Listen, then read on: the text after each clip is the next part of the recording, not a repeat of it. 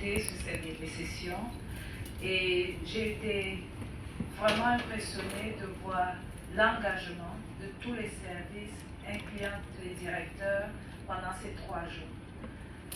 Pour moi, la surveillance collaborative, le mot collaboration, c'est essentiel dans cette...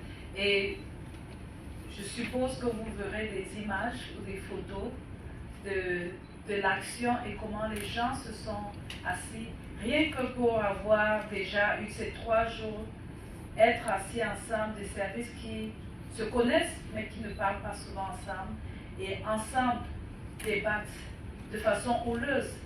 Parfois ils sont obligés de faire des fautes pour faire la différence. Je pense que cette première étape, de s'asseoir ensemble 3 jours dynamiques, décider et revenir avec 8 recommandations, je pense que, Monsieur le ministre, ça ne peut venir que d'un leadership du ministère qui a ouvert cette porte pour que tout le monde puisse être assis. Donc, déjà, pour moi, je dis un point gagné parce que les gens se sont assis tous ensemble. On est dans une période en 2025 où il y aura de plus en plus d'urgences et aussi d'urgences de santé publique. Et aussi bien au niveau des épidémies, des reflets naturels ou humains. Donc en fait, on n'a même pas le choix. Et avec la réduction des ressources actuellement, nous sommes tous obligés de travailler de façon collaborative, efficiente et efficace pour mettre ensemble nos ressources et pouvoir détecter au plus tôt les risques qu'on aura, mais aussi la réponse rapide, organisée et efficace de tous ces urgences de santé publique. En plus, on sait que la détection est importante, mais aussi on peut, avec notre surveillance collaborative, suivre l'évolution d'une crise, impliquer comment nos actions seront réajustées par rapport aux résultats qu'on aura au fur et à mesure. Et ça inclut aussi bien les laboratoires, les données, l'action et les opérations.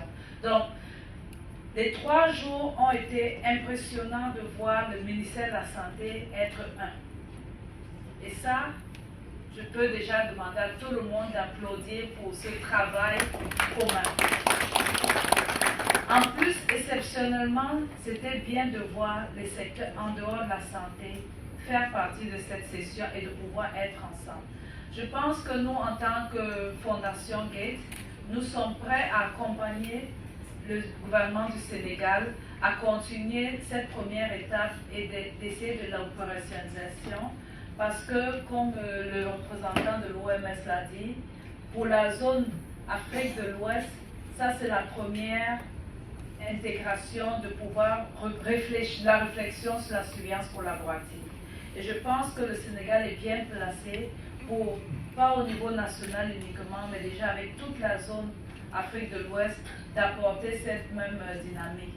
Étant donné qu'on sait que les maladies ou les virus n'ont pas de frontières et que le Sénégal a 5 frontières qui sont très fluides et que un cas de Mpox en Gambie, c'est comme si c'était au Sénégal. Donc comment est-ce qu'on réfléchit aussi pour voir le Sénégal, mais autour du Sénégal et aussi dans l'Afrique de l'Ouest, comment le Sénégal devient un pilier pour apporter la santé des populations dans cette région. Je voudrais remercier vraiment l'OMS parce que j'ai vu les 3 derniers jours l'implication de l'OMS dans la facilitation technique, mais aussi leur capacité à apporter cette discussion avec le cabinet ASCI et Resort to Save Black qui ont vraiment permis cette dynamique et qui ont amené leur expérience pour qu'on ait un produit aujourd'hui. Je suis contente de voir les 8 recommandations qui sont actives et qui sont clairement définies pour le court terme, le moyen terme et le long terme. Et je pense, Monsieur le ministre, que ce serait important que l'autorité la prenne ces recommandations et vraiment l'active. Mais il faudra aussi qu'on fasse un monitoring et une évaluation de l'impact. Parce que pour moi, on peut avoir toutes les données qu'on veut. L'important, c'est on sauve des vies et qu'on évite des maladies aux populations du Sénégal. Je vous remercie.